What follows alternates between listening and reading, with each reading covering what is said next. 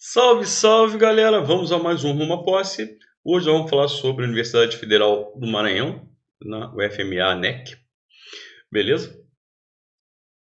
Vamos lá. Quais são as principais características desta banca? Gente, uma coisa curiosa sobre essa banca. Primeiro, você vê que eu coloquei a parte de interpretação de textos ao fim, porque realmente é uma banca que cobra muito pouco essa parte. Tá? Não é que não cobre, cobra pouco. Assim como cobra pouco ortografia, né, acentuação e tal. Acentuação até é uma subdivisão de ortografia. E uma coisa que chama atenção, mais do que interpretação de textos, né, que quando cobra é questão simplória, eu até trouxe uma questão aqui, vocês vão ver, uma questão bastante simples. Eles preferem cobrar tipologia textual, ou seja, a identificação se o texto é certo ou errado, se um texto é narrativo, dissertativo, descritivo, enfim. Isso aqui eles gostam de cobrar. Beleza? Agora, se por um lado esses dois temas, né, são pouco cobrados, interpretação, tipologia mais do que interpretação, por outro lado, eu posso dizer para vocês que morfossintaxe é cobrado ao extremo. Morfossintaxe é morfologia e sintaxe. Morfologia são as classes gramaticais, substantivo, adjetivo, advérbio, pronome, numeral, conjunção, preposição. Sintaxe são as funções sintáticas. Sujeito, objeto direto, objeto indireto, adjunto, adnominal, complemento nominal, predicativo do objeto, e assim vai. Além da parte de classificação de orações. Então, esse tema, sim, bastante cobrado. A parte de regência também é cobrada, a transitividade verbal, certo? Eles gostam muito desses temas. Crase, concordância, flexão verbal. Uma coisa até curiosa, muitas bancas não cobram flexão verbal, essa banca gosta. Tá? Então você tem que saber aqueles verbos ter, por, ver, vir, ir. Além de outros temas, como, por exemplo, formação de imperativos, que é uma banca que gosta de cobrar esse assunto. Colocação pronominal eles gostam de cobrar também. Isso aqui eu poderia ter colocado aqui um morfossintaxe, mas eu abri um capítulo especial para falar sobre conjunções, porque realmente é um assunto que vem sendo muito cobrado por todas as bancas, e essa banca não é exceção. E pontuação, outro tema bastante cobrado, lembrando que eles gostam de cobrar de duas formas diferentes. Uma, pegando textos longos, para você identificar se a pontuação cada opção que vem com textos longos, se é correto ou incorreto, ou a identificação da justificativa, né? Identificar qual a justificativa do emprego da vírgula, do ponto e vírgula, de dois pontos, assim vai. Tá legal? Enfim, essas são as principais características dessa banca. A banca que faz concurso, faz provas para o estado do Maranhão. Vamos lá, vamos para a primeira questão, uma questão bastante interessante. Leia o poema abaixo e responda o que se pede. O título do poema é Destino Atroz. Um poeta sofre 3 vezes. Primeiro, quando ele os sente. Aliás, nós temos aqui uma situação extremamente interessante. Normalmente, o pronome oblíquo os ele é anafórico. Ele faz referência a um elemento que já foi mencionado anteriormente no texto. Não é o caso desse pronome oblíquo. Esse pronome oblíquo é catafórico. Ele faz referência a um elemento que vem depois no texto. Depois, quando os escreve, mesma coisa esse pronome oblíquo. E por último, quando declamam seus versos. Olha lá, finalmente aparece o elemento, que é seus versos. Esses dois pronomes oblíquos, essas duas ocorrências do pronome oblíquo hoje, na realidade, eles estão fazendo referência ao termo seus versos, que vem depois. O normal é vir ao contrário, né? Por exemplo, Maria saiu cedo ontem. Eu a encontrei hoje. Então, esse pronome oblíquo a está se referindo a Maria, que tinha sido mencionado na frase anterior. Isso é anafórico. Mas aqui é uma situação muito rara. É o pronome oblíquo fazendo referência a um elemento que ainda vai ser mencionado na sequência do texto, depois do texto. Então, ele tem valor catafórico, ele faz referência ao elemento que vem depois. Não tem nada a ver com o teor da questão, mas eu não aguentei, foi mais forte que eu, tive que fazer esse comentário.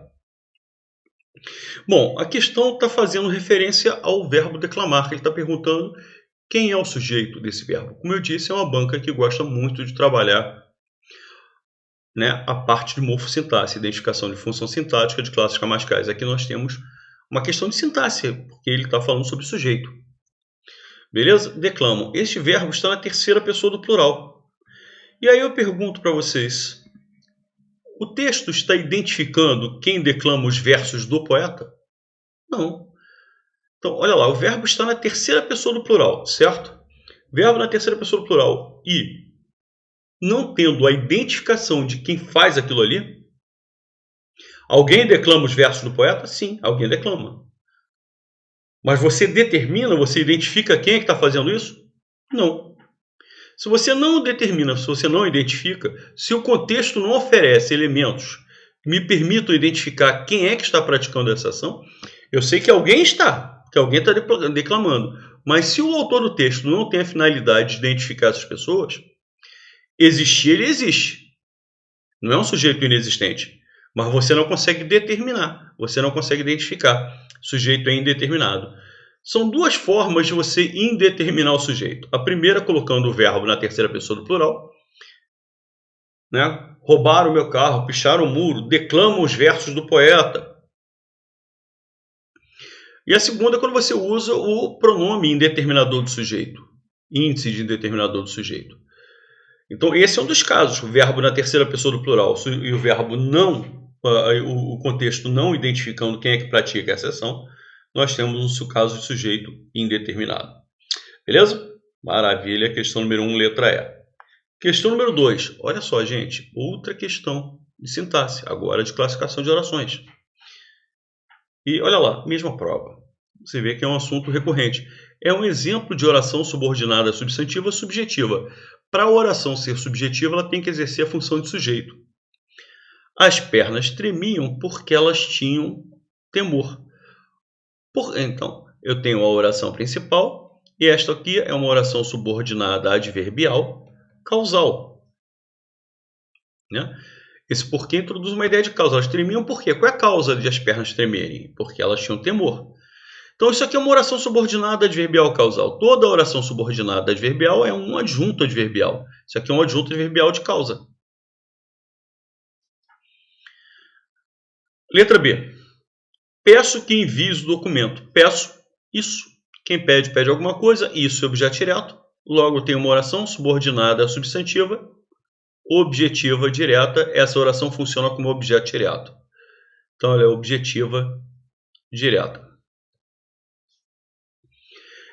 Pessoa que mente não terá apoio. A primeira oração, gente, é pessoa não terá apoio. Esse aqui é um pronome relativo. Pessoa a qual mente.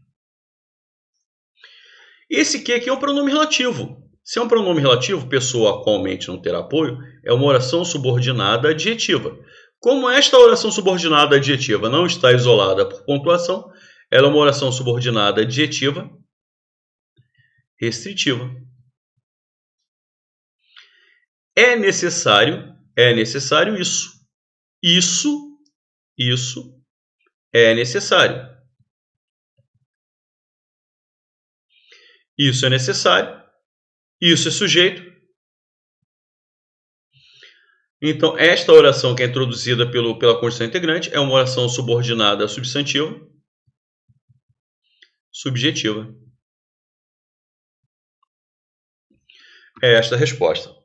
Amparai os homens, os quais sofrem. Eu substituí esse que por os quais. Esse que então é um pronome relativo. Se é um pronome relativo, introduz oração subordinada adjetiva. Certo? É uma oração subordinada adjetiva. Como antes do pronome relativo não há pontuação, é uma oração subordinada adjetiva restritiva. Outra questão envolvendo sintaxe. Olha só, 3 questões. E é da mesma prova, gente. Só aí vocês veem que é um assunto extremamente recorrente. E são provas recentes. Ela viu perdida a situação. Quem vê, vê alguma coisa. A situação é objeto direto.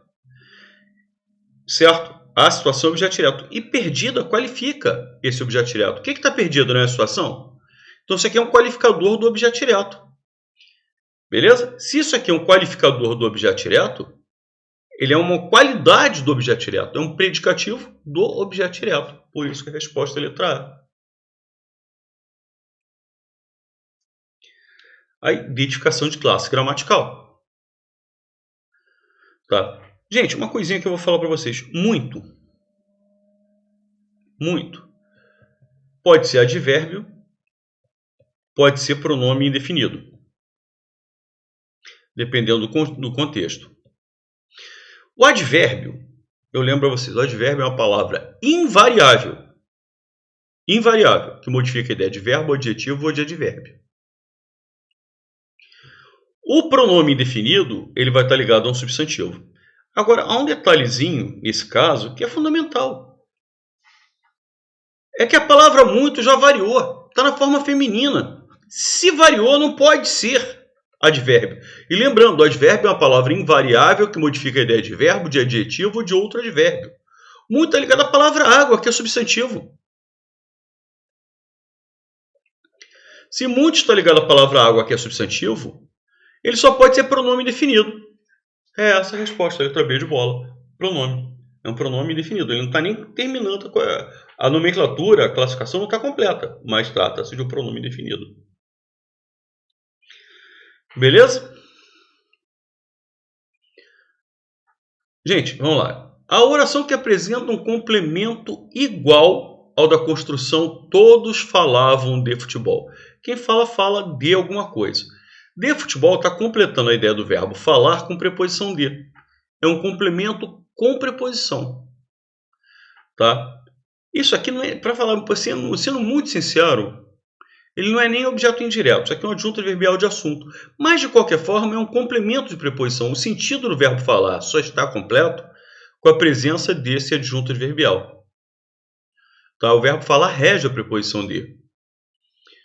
Ela saiu com duas amigas. Ah, Rosentão, não poderia ser essa quem sai, sai com alguém? Não, quem sai, sai. O verbo sair, ele já tem ideia completa. Quem sai, sai. Com duas amigas é um adjunto adverbial de companhia. Tá? Não complementa a ideia do verbo sair. Ele saiu ontem. Todos falavam, ficaria estranho, precisaria de algum complemento. Mas eles saíram ontem. Entendeu? Então aqui precisa. Certo? Eles chamaram o juiz, quem chama, chama alguém. O juiz é objeto direto. Aqui ele está completando a ideia do verbo chamar sem preposição. A mesma coisa. Os democratas venceram as eleições. Quem vence, vence alguém. As eleições é objeto direto. O verbo vencer é transitivo direto. Ele não precisa de preposição para completar o sentido. Eles irão aos jogos. Quem vai, vai a algum lugar. O verbo ir, tal qual o verbo falar, precisa de um complemento. Ao contrário do verbo sair. O verbo sair não precisa de complemento. Quem fala, fala de alguma coisa. Quem vai, vai a algum lugar. Então, aos jogos, complementa a ideia do verbo ir com preposição a. Então, e um detalhe curioso, até que faz com que as duas opções, as duas situações, todos falavam de futebol, que é um adjunto adverbial de assunto, e aos jogos, que também não é objeto indireto. Ele precisa completar a ideia do verbo e com preposição a, mas não é um objeto. Ele é um adjunto adverbial de lugar. Certo? Mas ambos pedem a presença de uma preposição. Ambos complementam a ideia de um verbo usando uma preposição. No caso de futebol, preposição de. No caso do aos jogos, preposição a. É essa a resposta. As crianças acordaram tristes. Quem acorda, acorda. O verbo acordar não precisa de complemento. Tristes é um predicativo do sujeito. Tá? É um predicativo do sujeito. Inclusive, esse caso aqui é até de um predicado verbo nominal que não está nem cobrando. O verbo acordar é um verbo intransitivo. Ele não pede complemento e não há nem sequer preposição nesta frase. Então, questão número 5, letra D de dado. Questão número 6, de regência. A questão que deu problema é a questão que foi anulada e foi anulada de forma adequada. Por quê? Porque tem duas respostas, a gente vai falar. Ele pede a regência adequada. Gasolina Brand X, a marca em que o mundo confia. Quem confia, confia em alguma coisa. Então, o verbo confiar pede a preposição em. Está aqui a preposição em.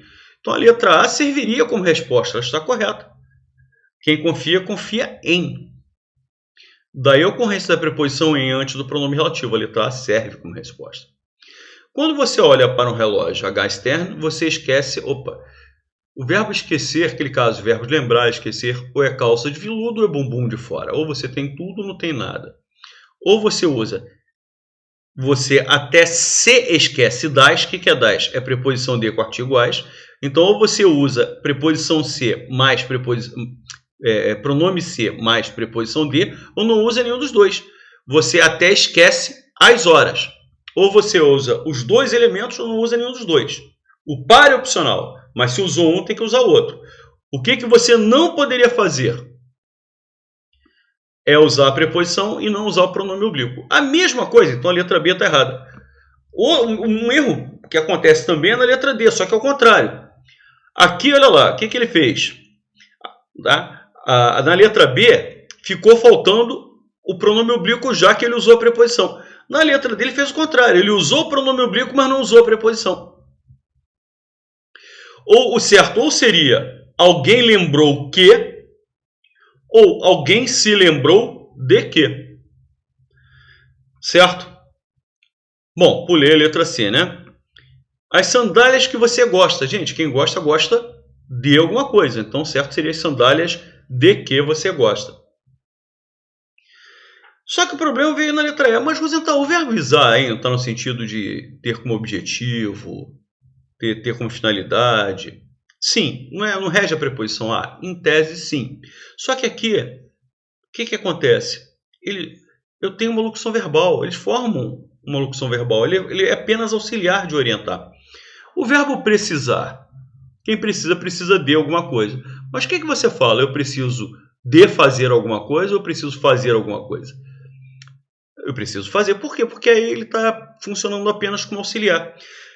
O que aconteceu? Eu acho que a banca bobeou aí. Eles viram logo o verbo visar. Viram que o verbo visar está no sentido de ter como objetivo, ter como finalidade. Regendo a preposição a, visam a orientar. Só que eles não perceberam que isso aqui forma uma locução verbal. Aí entraram com recurso, eles cederam, então passou a ter duas opções certas. Porque aí quem passa a mandar na regência, quem passa a mandar é o último verbo, que é o verbo principal. Quem orienta, orienta alguma coisa. Os alunos é objeto direto do verbo orientar. Então passa a ter duas opções certas. A letra E está correta, como a letra A também está. Por isso que a questão acabou anulada.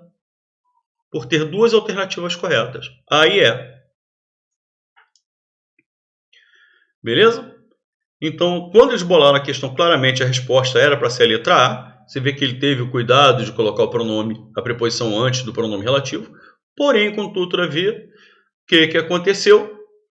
A questão acabou sendo anulada porque eles não perceberam que o verbo visar aí está ao lado de um outro verbo, inclusive vindo antes.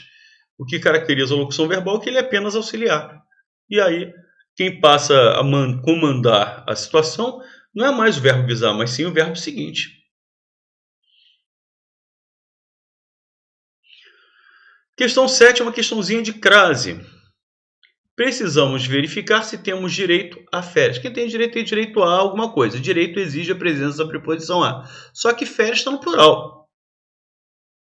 Se férias está no plural, o artigo que viria antes é o artigo as.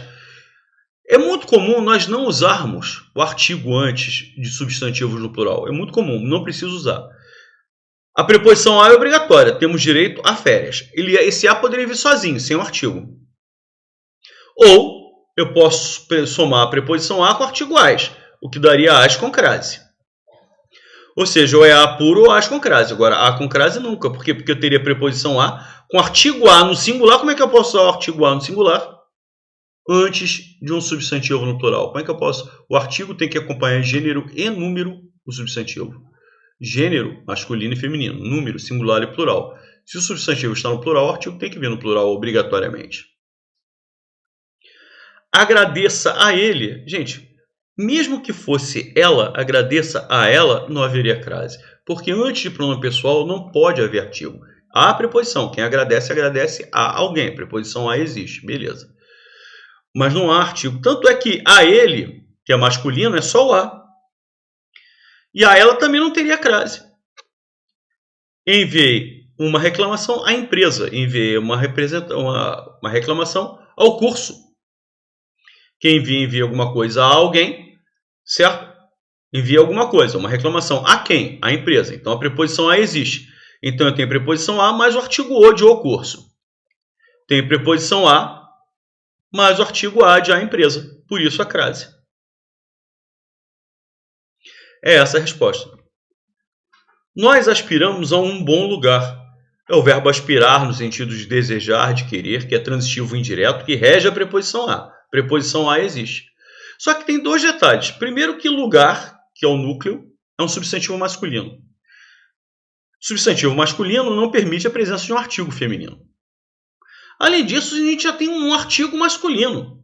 Mesmo que em vez de lugar fosse o substantivo feminino, mas com a presença do artigo, você não poderia ter crase. Porque o um já está fazendo essa função. E lógico, se fosse feminino, seria uma. Então, a uma. Aspiramos a uma boa situação de vida. Não teria crase, porque o uma já está exercendo a função de artigo. Se você colocasse crase, a uma, teria preposição a, artigo a e artigo uma. Não faz sentido. Os guardas intervieram na briga a fim de que, gente, esse fim, que é um núcleo, isso aqui a fim de, tá? É uma locução. Mas a palavra que fica no meio da locução, que é o centro da locução verbal, da locução que vai até o quê, né? Da locução conjuntiva, é a palavra fim, que é masculina. Se a palavra fim é masculina, você não pode ter crase antes de uma palavra masculina. Beleza? Maravilha. Olha só que questão interessante. Questão 8. Não vem nem com texto. Tá, eles perguntam que fragmento aqui é um fragmento, que trecho é dissertativo. Era uma mulher alta, forte, loura, vestindo um casaco verde. Gente, claramente isso aqui é uma descrição. Eu estou descrevendo uma pessoa. É uma pessoa que tem essas características. Alta, olha lá, muitos adjetivos. Alta, forte, loura. Tá? Tem outro adjetivo, que é a roupa que qualifica, que determina a roupa, né? O casaco que ela está usando. Então, casaco verde. Então, a finalidade de um texto descritivo qual é? É você descrever alguma coisa, uma pessoa, uma coisa, um animal, um objeto, tal, para que a pessoa possa identificar. Então, você dá características. Por isso que a presença de muitos adjetivos. Então, esse texto é uma descrição. A seca no Nordeste é um problema antigo. Isso aqui é uma opinião. Cujos registros remontam aos tempos da colônia. Opa, ele está dando uma explicação. Ele vai começar a utilizar recursos de argumentação para explicar por que a seca é um problema antigo.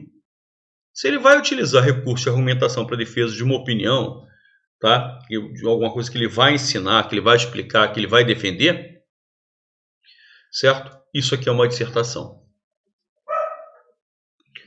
Letra C. Encontramos os dois moços em uma praça longe daqui. Eu estou contando uma historinha, estou falando, né? Poxa, nós encontramos. Eu não estou dando opinião nem descrevendo. Eu estou relatando um fato que aconteceu. Se é um relato, é uma narração. Saí, afastando-me dos grupos e fingindo ler os epitáfios. Novamente, eu estou relatando uma sequência de fatos. Olha, eu saí, me afastei dos grupos, fingi ler, tal. Outro fragmento narrativo, narração. Tudo isso aqui é tipologia textual. Tá? Eu falo, isso aqui é mais cobrado do que interpretação de texto por essa banca. Isso é extremamente curioso. Os ajudantes levaram a cadeira para a varanda. Novamente, ele não está emitindo opinião, não é um texto dissertativo. Não está descrevendo um ambiente, um objeto, uma coisa, uma pessoa. Não é dissertação, ele está contando uma história, está relatando um fragmento de uma história. Está relatando alguma coisa. Se ele está relatando alguma coisa, ele está narrando alguma coisa. Novamente, é uma narração.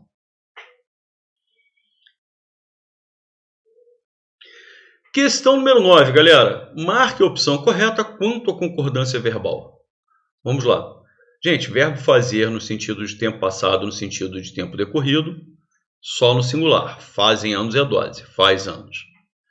Mesma coisa, haviam muitos candidatos? Não, né, pessoal? Havia, verbo haver no sentido de existir, é um verbo impessoal, não tem pessoa, não tem sujeito, sujeito é inexistente.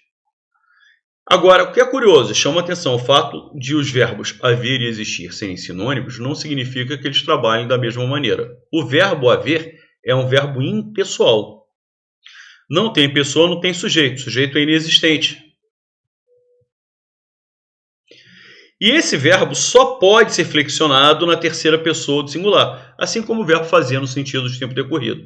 Então, somente na terceira pessoa do singular. Tá? O verbo existir, por sua vez, é o contrário. Ele é pessoal. Ele é pessoal, ele tem pessoa. Se ele tem pessoa, é porque ele tem sujeito. Pessoas é sujeito com o verbo existir.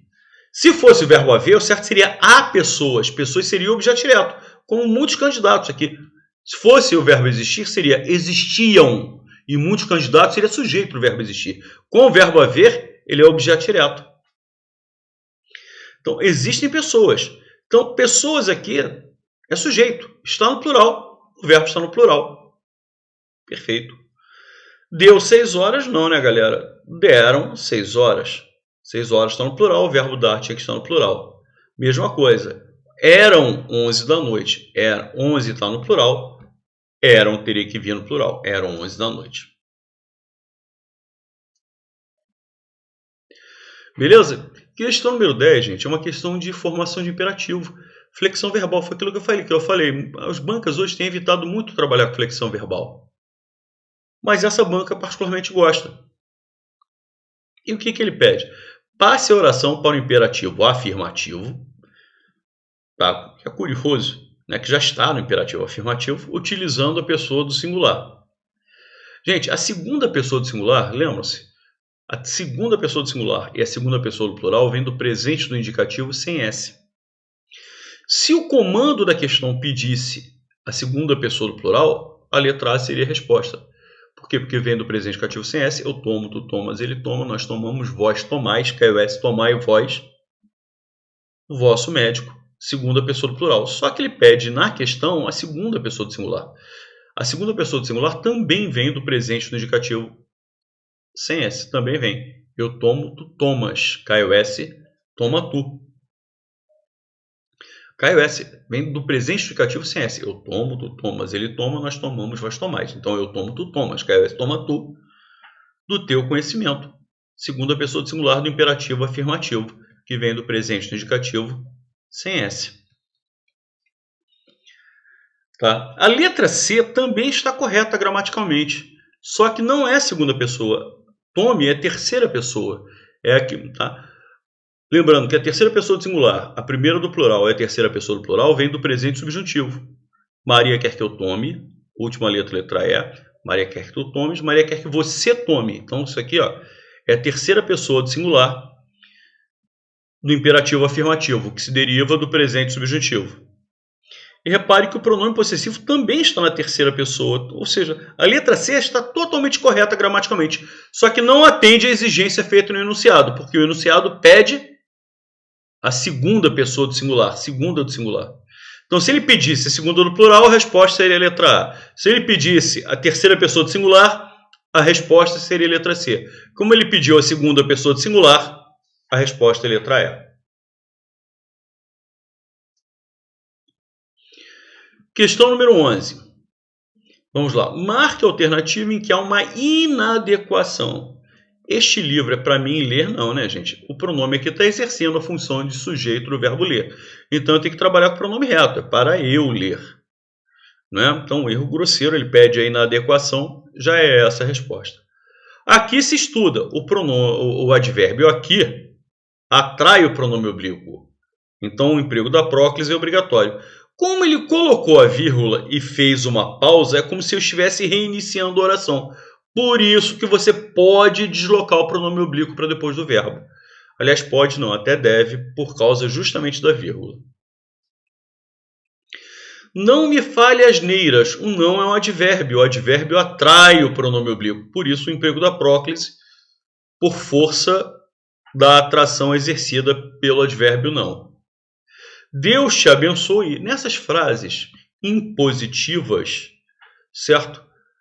O correto é você usar próclise, ou seja, o pronome oblíquo antes do verbo, exatamente como aparece aqui. Vamos lá, pessoal. Então agora a questão de conjunções.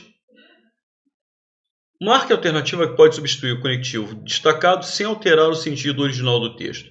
Gente, no entanto, vocês já estão roxos de saber, vocês já vem estudando comigo, sabem que é o assunto que mais vem sendo cobrado em concurso. No entanto, ele é um conector adversativo. No entanto, a doença retornou. Portanto, estabelece a ideia de conclusão. Conclusão. Pois, tá? Vai estabelecer, dependendo do contexto, geralmente uma ideia de causa-explicação. Quando ele vem deslocado, ele pode ser conclusivo também. Que pode ser tanta coisa que eu nem vou colocar. Conforme, geralmente estabelece ideia de conformidade. Dependendo do contexto, para até também dar uma ideia de comparação, mas geralmente de conformidade. Agora, mais, porém, contudo, todavia, entretanto, no entanto, não obstante, são sempre conjunções adversativas. Então, vai dar a ideia de adversidade. É essa a resposta.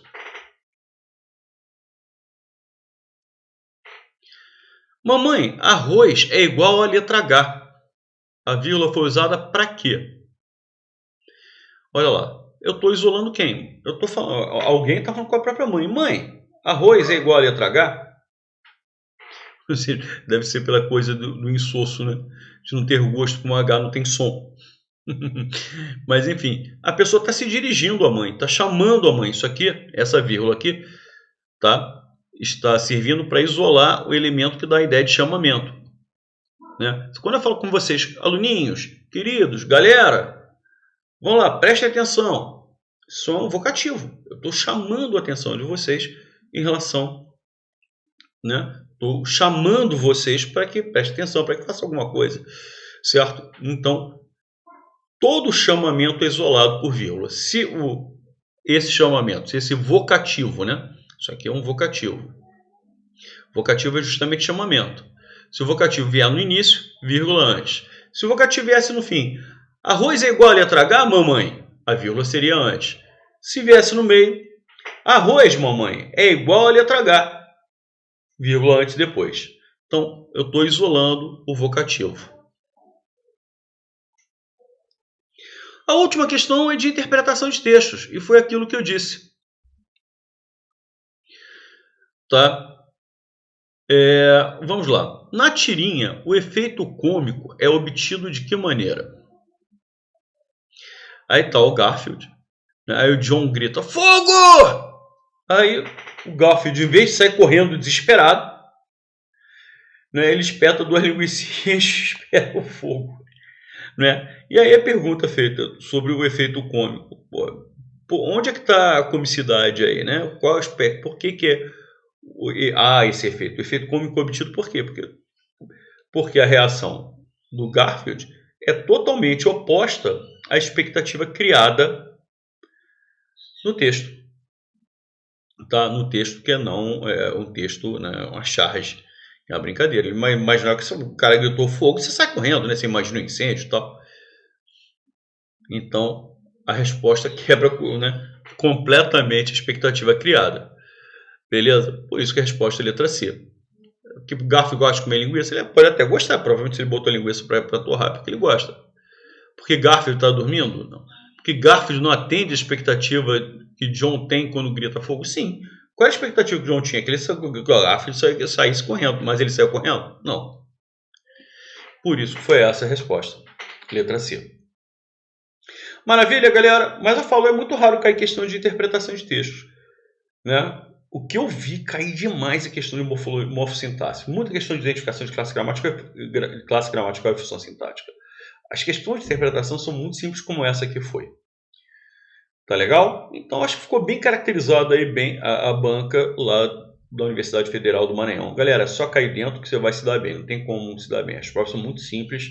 Quem vem estudando com regularidade não vai ter problema nenhum. Valeu, pessoal! Maravilha, meus queridos. Grande abraço para todos e até a próxima.